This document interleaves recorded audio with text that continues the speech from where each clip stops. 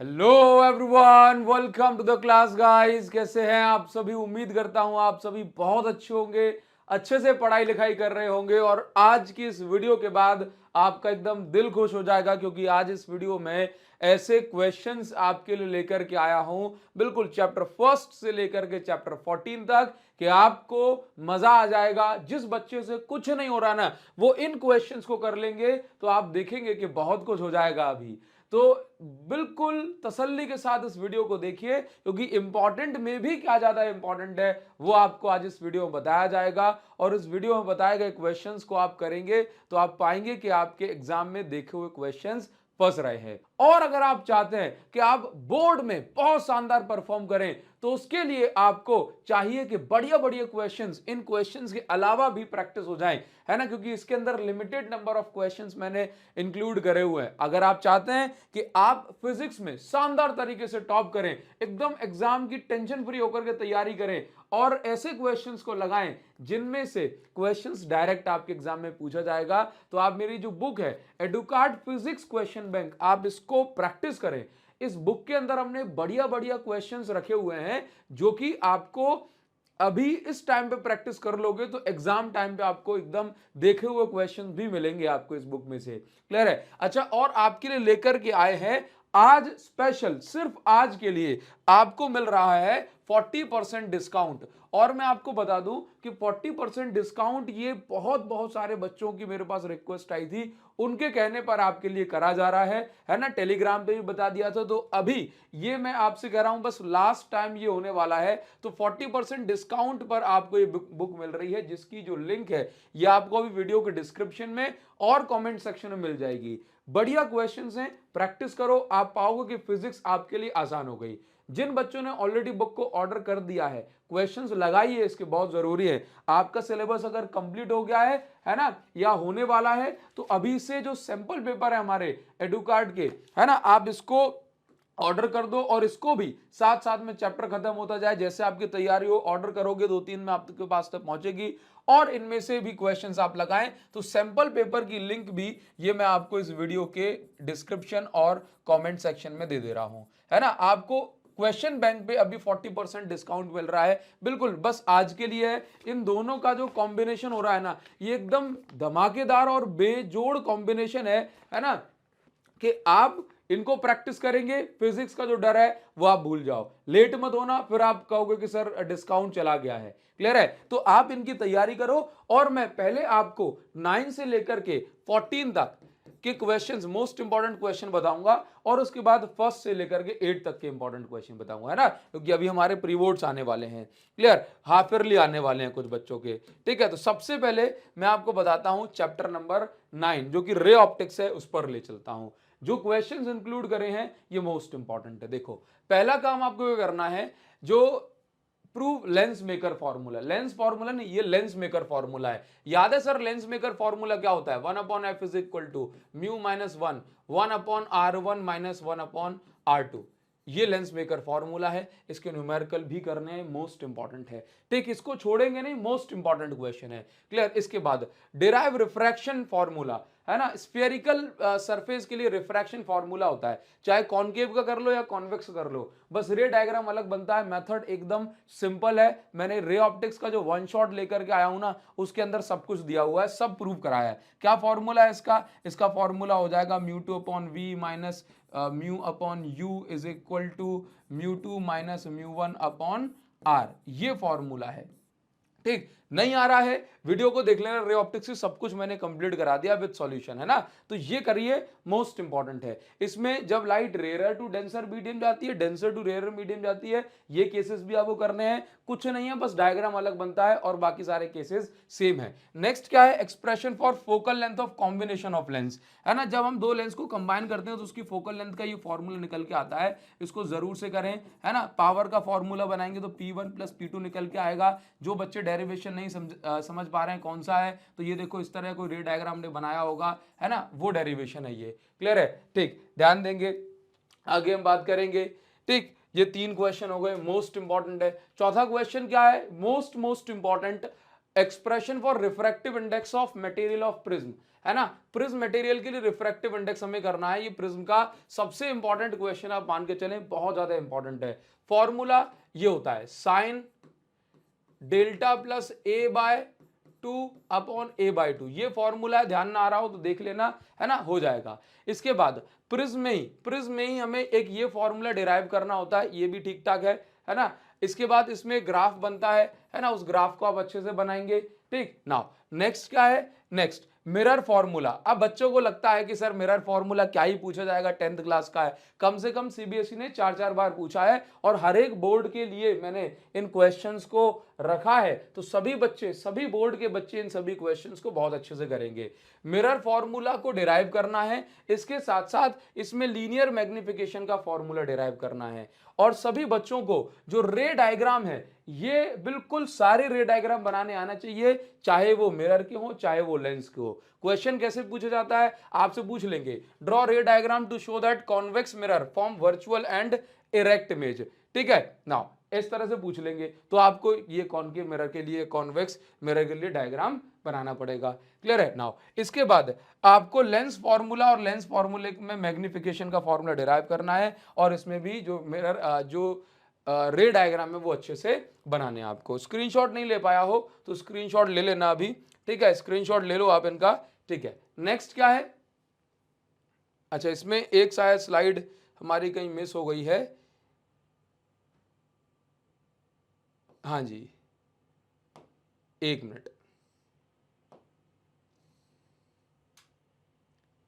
अच्छा नेक्स्ट क्या है, नेक्स्ट 7th नंबर पे हमने रखा है भाई critical angle, total inter reflection और इसकी नेसेसरी कंडीशन, टीआईआर और उसकी नेसेसरी कंडीशन, ये एकदम इंपॉर्टेंट जो है क्वेश्चन है। और एक क्वेश्चन मैंने इसमें और ऐड नहीं कर पाया, वो आप यहां पे लिख लो। एक रिलेशन हम करते हैं, रिलेशन क्या करते हैं, mu is equal to 1 upon sine I C, mu is equal to 1 upon sine I C, ये रिलेशन भी इंपॉर्टेंट है और इस पर जो न्यूमेरिकल है ये भी पूछ लिया जाता है, क्लियर है, ये जरूर से कर लेना। ये रिलेशन किसका है, critical angle and critical angle और रिफ्रैक्टिव इंडेक्स के बीच में रिलेशन है, रिफ्रैक्टिव इंडेक्स के बीच में रिलेशन है, ठीक है, इसको अच्छे से कर लेना, इंपॉर्टेंट है। अच्छा इस चैप्टर में से कुछ लॉजिकल क्वेश्चन आप देखें तो उनको जरूर से प्रैक्टिस करना, ये आपको हमारी बुक के अंदर मिल जाएंगे खूब सारे, तो लॉजिकल क्वेश्चन प्रैक्टिस करने हैं। कैसे क्वेश्चन आते हैं सर, ऐसे क्वेश्चन आ जाते हैं, देखो कि आपसे पूछ लिया जाएगा कि यदि हम लेंस को या मिरर को अगर पानी में डुबा देंगे, किसी लिक्विड में डुबा देंगे, तो उसकी फोकल लेंथ को क्या हो जाएगा, ऐसे क्वेश्चन भी आते हैं, ये आए हुए क्वेश्चन है। क्या हो जाएगा यदि हम एक लेंस को आधा कवर कर देंगे पेपर के साथ, आधा ढक देंगे, तो क्या होगा। इस टाइप के लॉजिकल क्वेश्चंस को आप कभी छोड़े ना, जरूर से करें। अच्छा नेक्स्ट जो है, ये वाली जो आप स्लाइड देख रहे हैं ना, ऐसा हो ही नहीं सकता कि इस वाली स्लाइड में से आपके एग्जाम में जो है क्वेश्चन ना आए, जरूर से करना है आपको बढ़िया तरीके से। क्या करना है, ये देखो सिंपल माइक्रोस्कोप, ये ऑप्टिकल इंस्ट्रूमेंट वाली स्लाइड है, सभी बोर्ड के बच्चों के लिए ये मैं कहूंगा भाई बिल्कुल मोस्ट नहीं, मोस्ट इंपॉर्टेंट ये स्लाइड है, इसका फोटो खींच लो, एकदम इंपॉर्टेंट है, ठीक है। क्या क्या करना है इसमें ये सुन लो। सिंपल माइक्रोस्कोप के लिए आपको मैग्निफिकेशन फॉर्मूला बनाना है, ठीक। इसके बाद आपको बताना है कि जब image least distance of distinct vision पे बन रही होगी तब फॉर्मूला क्या होगा, और इंफिनिटी पे अगर इमेज बन रही है तब फॉर्मूला क्या होगा, विद रे डायग्राम। रे डायग्राम बहुत जरूरी है ना। ऑप्टिकल इंस्ट्रूमेंट पे कंप्लीट वीडियो लेकर के आया हूं, देख लेना ध्यान से, सारे डाउट खत्म हो जाएंगे। इसके अलावा derive expression for magnification, compound microscope, compound microscope पर जो मैग्निफिकेशन फॉर्मूला है ना, least distance of distinct vision, LDDV पे जब इमेज बन रही है, इंफिनिटी पर जब इमेज बन रही है, तो फॉर्मूला जो है ये हमें अच्छे से डिराइव करना है। और इसमें माइक्रोस्कोप की जो ट्यूब होती है कंपाउंड, उस ट्यूब की लेंथ भी बतानी होती है डायग्राम के साथ, क्लियर है। अच्छा इसी तरह से टेलीस्कोप में, एस्ट्रोनॉमिकल टेलीस्कोप हमें बहुत बढ़िया से करना है ना, इसमें भी दोनों पॉइंट पे इमेज बनानी है, एलडीडीबी और इंफिनिटी पर। रे डायग्राम जरूर से आपको इनके आने चाहिए। Right advantages of reflection telescope, वो टेलीस्कोप जिनमें मिरर यूज होता है, जैसे कि न्यूटोनियन टेलीस्कोप, कैसेग्रेनियन टेलीस्कोप, इनके आपको एडवांटेजेस लिखने हैं, और रिफ्रैक्शन टेलीस्कोप से ये कैसे बेस्ट है ये बताना है, जरूर से इसको करें, ये बहुत इंपॉर्टेंट है, क्लियर है। अच्छा, इसमें कुछ और छूट रहा है, जैसे कि न्यूमेरिकल कौन से करने चाहिए आपको, तो न्यूमेरिकल के लिए मैंने आपको ये बता दिया। एक और जो है रिलेशन है, काफी इंपॉर्टेंट नहीं है, हाँ, derive relation between real depth and apparent depth. आप प्रूव करते हैं mu is equal to real depth upon apparent depth, इस टाइप का एक डेरिवेशन होता है, इसको करेंगे आप। क्लियर है। नाउ इसके अलावा रिफ्रैक्शन पर बेस्ड छोटे मोटे जो लॉजिकल क्वेश्चन है वो पूछ लिए जाते हैं। न्यूमेरिकल की बात करें तो लेंस फॉर्मूला, मिरर फॉर्मूला से न्यूमेरिकल आते हैं। लेंस मेकर फॉर्मूला जिसमें मोस्ट इंपॉर्टेंट है न्यूमेरिकल के लिए, प्रिज्म में से भी काफी सारे न्यूमेरिकल्स आते हैं, तो आप इसको अच्छे से करें, तैयार करें। ये 12-13 क्वेश्चन रे ऑप्टिक्स में से करोगे, ये छोटे छोटे से न्यूमेरिकल करेंगे, तो बढ़िया से आपका ये चैप्टर जो है होने वाला है। क्लियर। आगे बढ़ेंगे और उसके बाद वेव ऑप्टिक्स की बात करेंगे, तो इसमें हाइजन सेकेंडरी वेवलेट थ्योरी ये मोस्ट इंपॉर्टेंट है। ये हाइजन जो लॉ ऑफ रिफ्लेक्शन रिफ्रैक्शन का वेरिफिकेशन है, मतलब आप जो ऐसे डायग्राम बनाते होंगे, है ना, ये डायग्राम, इस टाइप के जो क्वेश्चंस हैं, ये क्वेश्चन इंपॉर्टेंट है, इनको बढ़िया से आप प्रैक्टिस करेंगे। ये डायग्राम इसलिए बना रहा हूं ताकि आपको ध्यान आ जाए कि ये कौन सी वाली है। Clear now. इसके बाद आप यहां पर देखें necessary condition for sustained interference. Sustained interference जो होता है वेव्स का, उसके लिए नेसेसरी कंडीशन क्या है। इसके बाद है ना कंस्ट्रक्टिव और डिस्ट्रक्टिव इंटरफेरेंस के लिए जो नेसेसरी कंडीशन है कि फेज डिफरेंस, पाथ डिफरेंस कितना होना चाहिए, मोस्ट इंपॉर्टेंट क्वेश्चन है ना। हमें जब लाइट मीट करती है, जैसे कि यंग्स डबल स्लिट एक्सपेरिमेंट में, तो प्रूव करना होता है कि लाइट मतलब जो फ्रिंजेस की इंटेंसिटी है वो I0 से I0/4 तक जा रही है। ये एक मोस्ट इंपॉर्टेंट क्वेश्चन है, इसको आप बढ़िया से करें। इसके अलावा कॉन्सेप्चुअल क्वेश्चन YDSE पे, यंग्स डबल स्लिट एक्सपेरिमेंट पे कैसे पूछे जाएंगे। व्हाट विल हैपन, क्या होगा यदि YDSE एपरेटस को, मतलब पूरे यंग के सेटअप को अगर हम पानी में डुबा दें, तो है ना, फ्रिंज विड्थ में क्या चेंज आएगा, ये सारे क्वेश्चंस पूछे जाते हैं। ग्राफ, इस टाइप के यंग्स डबल स्लिट एक्सपेरिमेंट में जो ग्राफ बनता है, डिफ्रैक्शन में जो ग्राफ बनता है, वो ग्राफ आपको अच्छे से करना है। कुछ बेसिक क्वेश्चन में छोटे छोटे से क्वेश्चन में लिए, इनको बहुत बड़े क्वेश्चन में काउंट मत करना। क्या होगा यदि यंग्स डबल स्लिट एक्सपेरिमेंट में सिंगल कलर की लाइट, मोनोक्रोमेटिक लाइट को अगर हम व्हाइट लाइट से रिप्लेस कर देंगे। एक एक लाइन के आंसर हैं। क्या होगा यदि, या ऐसे पूछा जा रहा है कि भाई डिफ्रैक्शन लाइट का नोटिस क्यों नहीं होता इजीली, साउंड का हो जाता है, रेडियो वेव का हो जाता है। पूछा जा रहा है कोहेरेंट सोर्स क्या है, इनकी दो नेसेसरी कंडीशन आपको लिखनी है।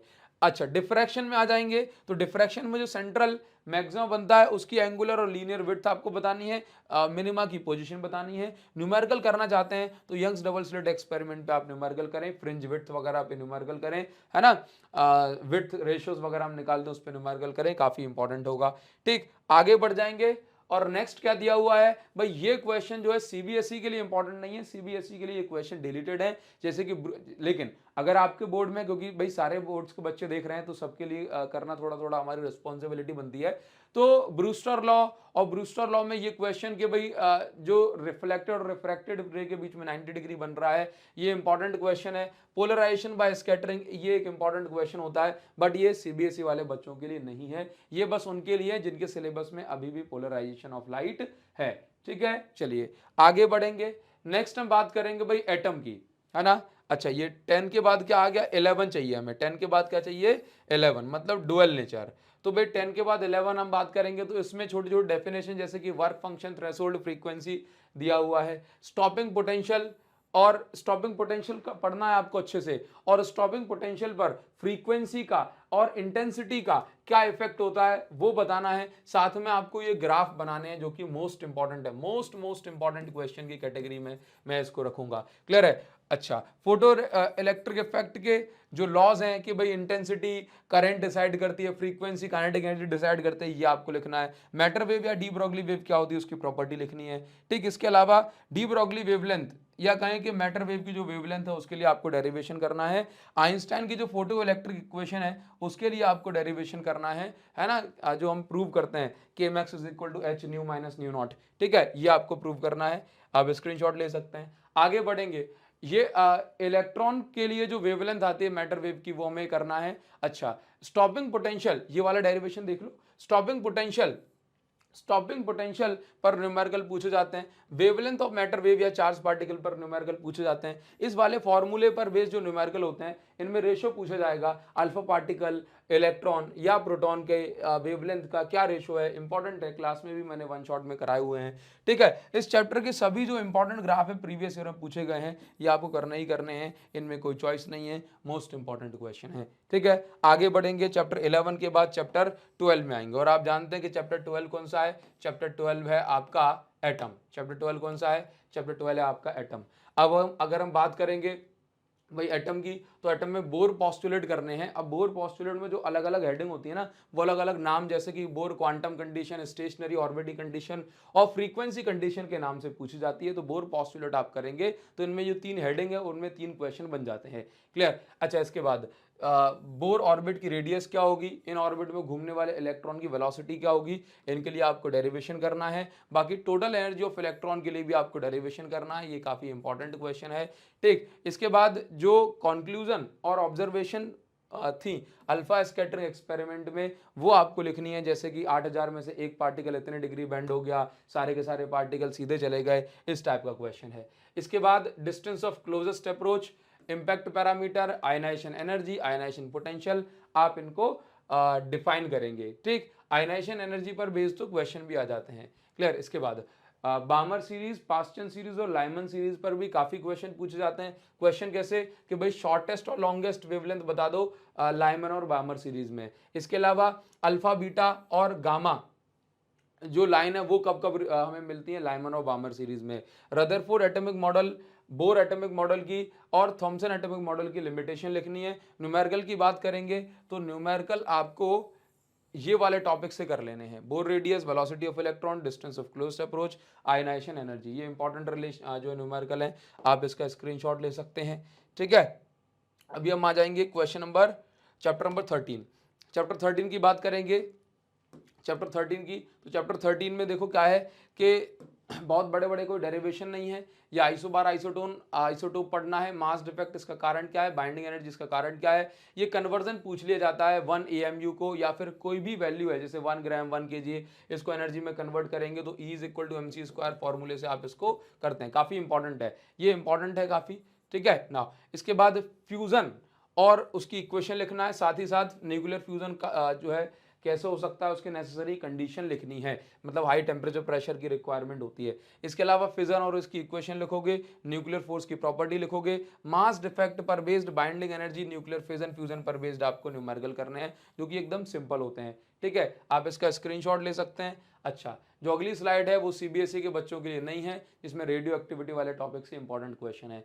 रेडियो एक्टिव डिके का लॉ लिखना है, उसको जो है फॉर्मूला डिराइव करना है। इसके लिए हाफ लाइफ के लिए आपको डेरिवेशन करना है, average value of radio active substance के लिए आपको डेरिवेशन करना है। ये CBSE के लिए नहीं है, ये उन बच्चों के लिए जिनके सिलेबस में ये टॉपिक जो है अभी भी रेडियो एक्टिविटी, CBSE के लिए डिलीटेड है। क्वेश्चन चैप्टर नंबर आ जाएंगे हम 14 पर। तो चैप्टर नंबर 14 जो है ये आपका सेमीकंडक्टर है। सेमीकंडक्टर में आपको हाफ वेव और फुल वेव रेक्टिफायर बहुत अच्छे से करना है।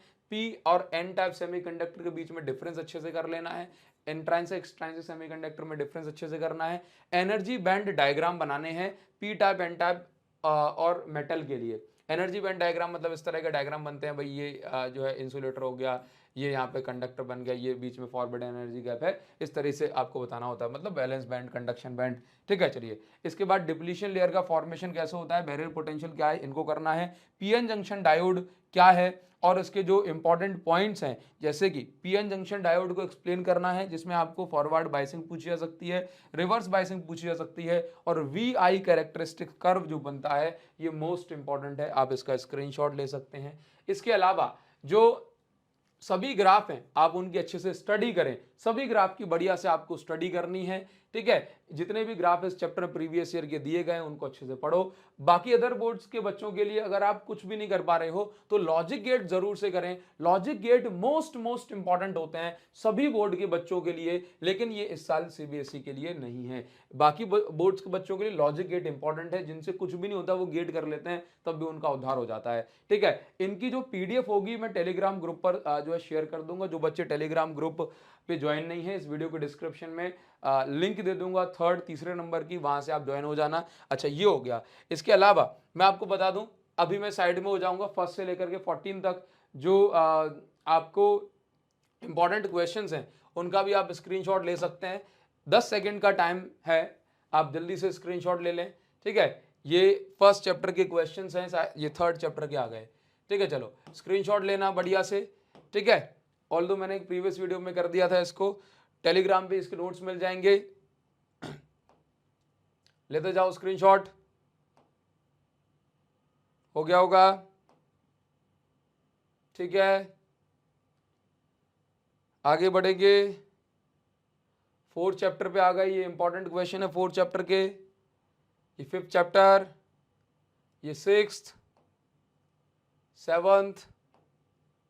सेवंथ का अगला क्वेश्चन, एट्थ का अगला क्वेश्चन, अच्छा सॉरी ये सेवन चैप्टर आ गया, सॉरी ये सेवन चैप्टर, ये सिक्स के थे, ये सेवन चैप्टर है, और ये भी सेवन चैप्टर के मोस्ट इंपॉर्टेंट क्वेश्चन है। एट चैप्टर इलेक्ट्रोमैग्नेटिक वेव के ये क्वेश्चन है, ठीक है, ये एट चैप्टर के क्वेश्चन है। और इसके बाद नाइन्थ के क्वेश्चंस तो हमने आपको बता ही दिए। तो बस इतना ही कहना चाहूँगा फिर से कि अगर आप इन क्वेश्चंस को कर लेते हैं तो आप प्री बोर्ड में भी और बोर्ड में भी दोनों में आप तबाही मचाने वाले हैं, और यही हम सब चाहते हैं। अंत में फिर से कहूँगा, जो डेडली कॉम्बिनेशन है फिजिक्स में टॉप करने का, वो हमारी दोनों बुक हैं, इनकी जो है बाय करने की लिंक डिस्क्रिप्शन में दी है, ज़रूर से एक बार चेक कर लेना, ठीक है। लास्ट टाइम आपको ऑफर मिल रहा है, ठीक, उसके बाद शायद नहीं मिल पाएगा। तो इस वीडियो के लिए बस इतना ही, मिलेंगे आपसे नेक्स्ट वीडियो में। कमेंट सेक्शन में आपका इंतजार करूंगा, PYQ सीरीज लेकर के आ रहे हैं। So see you guys in the next video, thank you so much.